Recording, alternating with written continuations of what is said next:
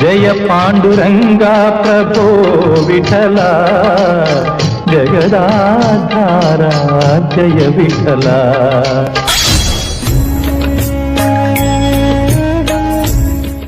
Hi hello ನಮಸ್ಕಾರ ವೀಕ್ಷಕರೇ ನಾವಿವತ್ತು ಸ್ನೇಹಿತರೊಂದಿಗೆ ಬೆಂಗಳೂರಿನ ಸಿಟಿ ರೈಲ್ವೆ ನಿಲ್ದಾಣದಿಂದ ಮಹಾರಾಷ್ಟ್ರದ ಸೊಲ್ಲಾಪುರ ಜಿಲ್ಲೆಯ ಪಂಢರಾಪುರದ ರುಕ್ಮಿಣಿ ಸತ್ಯಭಾಮ ಸಮೇತ ಪಾಂಡುರಂಗ ವಿಠಲ ದೇವಾಲಯದ ದರ್ಶನ ಮಾಡೋದಕ್ಕೆ ಹೋಗ್ತಾ ಇದ್ದೇವೆ। ಬೆಂಗಳೂರಿನಿಂದ ಸುಮಾರು 972 ಕಿಲೋಮೀಟರ್ ದೂರದಲ್ಲಿರುವ ಮಹಾರಾಷ್ಟ್ರದ ಪಂಢರಾಪುರಕ್ಕೆ ಸಂಜೆ 7 ಗಂಟೆಗೆ ಹೊರಟು ಮರುದಿನ ಮಧ್ಯಾಹ್ನ 1 ಗಂಟೆಗೆ ನಮ್ಮ ಪ್ರಯಾಣ ಅಲ್ಲಿಗೆ ತಲುಪಿತ್ತು।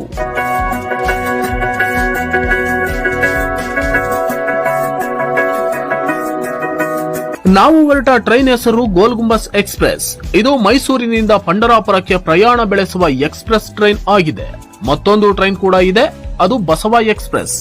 ಬೆಂಗಳೂರು ಸಿಟಿ ರೈಲ್ವೆ ಸ್ಟೇಷನ್ ನಿಂದ ಯಶವಂತಪುರ, ತುಮಕೂರು, ತಿಪಟೂರು, ಅರಸೀಕೆರೆ, ಬೀರೂರು, ಚಿಕ್ಕಜಾಜೂರು ಸೇರಿದಂತೆ 24 ಸ್ಥಳಗಳಲ್ಲಿ, ಇನ್ನು ಮೈಸೂರಿನಿಂದ ಲೆಕ್ಕ ಹಾಕಿಕೊಂಡ್ರೆ 32 ಸ್ಥಳಗಳಲ್ಲಿ ನಿಲುಗಡೆ ಹೊಂದುವ ಈ ಟ್ರೈನ್ ಬೆಂಗಳೂರಿನಿಂದ ನಾವು ತಲುಪಬೇಕಾದ ಸ್ಥಳಕ್ಕೆ ಸುಮಾರು 17 ರಿಂದ 18 ಗಂಟೆಗಳು ಬೇಕಾಗುತ್ತೆ।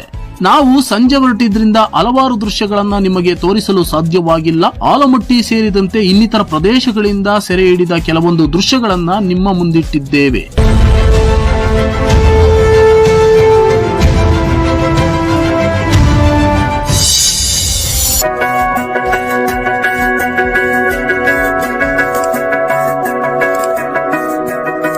ಉತ್ತರ ಕರ್ನಾಟಕದ ಬಯಲು ಸೀಮೆ ಪ್ರದೇಶದಲ್ಲಿ ಹೆಚ್ಚಾಗಿ ನಮಗೆ ಕಂಡುಬಂದದ್ದು ಜೋಳ, ತುಗರಿ, ಈರುಳ್ಳಿ, ಕಬ್ಬು, ಇನ್ನೂ ಹಲವು ಮಿಶ್ರಿತ ಬೆಳೆಗಳು। ಇಲ್ಲೊಂದು ವಿಚಾರವನ್ನು ನನ್ನ ನೆಚ್ಚಿನ ವೀಕ್ಷಕರ ಜೊತೆ ಹಂಚಿಕೊಳ್ಳೋದಕ್ಕೆ ಇಷ್ಟಪಡ್ತೀನಿ। ನಾವು ಕಂಡಂತಹ ಸತ್ಯ ದರ್ಶನ ಏನೆಂದ್ರೆ, ಉತ್ತರ ಕರ್ನಾಟಕ ಭಾಗದ ಬಯಲು ಸೀಮೆಯ ರೈತರು ಯಥೇಚ್ಛವಾಗಿ ಬೆಳೆ ಬೆಳೆದು ನಮಗೆ ಆಹಾರದ ಕೊರತೆಯನ್ನ ನೀಗಿಸ್ತಾ ಇರೋದ್ರಿಂದಲೇ ಕೋಟ್ಯಾಂತರ ಜನ ಇವತ್ತು ಸಿಟಿಗಳಲ್ಲಿ ಬದುಕು ಕಟ್ಟಿಕೊಳ್ಳೋದಕ್ಕೆ ಸಾಧ್ಯವಾಗಿದೆ ಅಂದ್ರೆ ತಪ್ಪಾಗಲಾರದು। ಹಾಗಾಗಿ ನಮ್ಮ ರೈತರ ಶ್ರಮಾದಾನದ ಬಗ್ಗೆ ನನಗೆ ಬುದ್ಧಿ ಬಂದಾಗಿನಿಂದಲೂ ಅದೇನೋ ಗೌರವ। ಹಾಗಾಗಿ ನಮ್ಮ ರೈತರಿಗೆ ಮತ್ತೊಮ್ಮೆ ನನ್ನ ಸೆಲ್ಯೂಟ್ ಹೇಳೋದಕ್ಕೆ ಇಷ್ಟಪಡ್ತೀನಿ।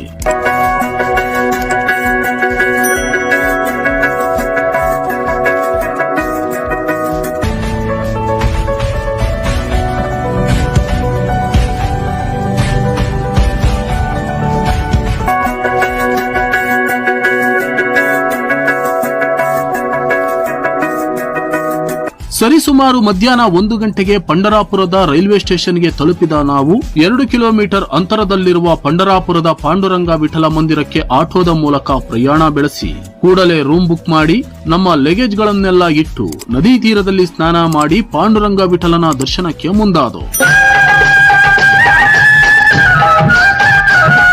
ಅಬ್ಬಬ್ಬಾ, ಏನ್ ಜನ ಅಂತೀರಾ! ಮಧ್ಯಾಹ್ನ 2 ಗಂಟೆಗೆ ನಾವು ದರ್ಶನಕ್ಕಾಗಿ ಕ್ಯೂನಲ್ಲಿ ನಿಂತಿದ್ದಕ್ಕೆ ಸಂಜೆ 7 ಗಂಟೆಗೆ ಪಾಂಡುರಂಗ ವಿಠಲನ ದರ್ಶನ ಮುಗೀತು।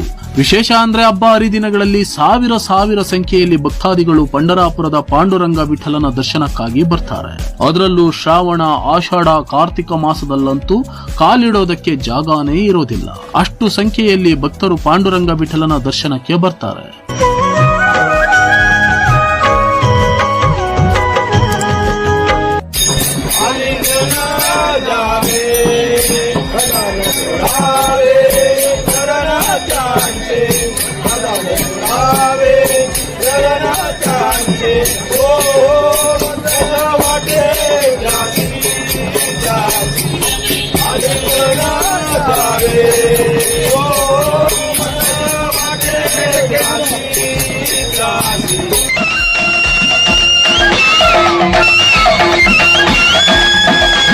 ಸುಮಾರು 5-6 ಗಂಟೆಗಳಲ್ಲಿ ಪಾಂಡುರಂಗನ ದರ್ಶನ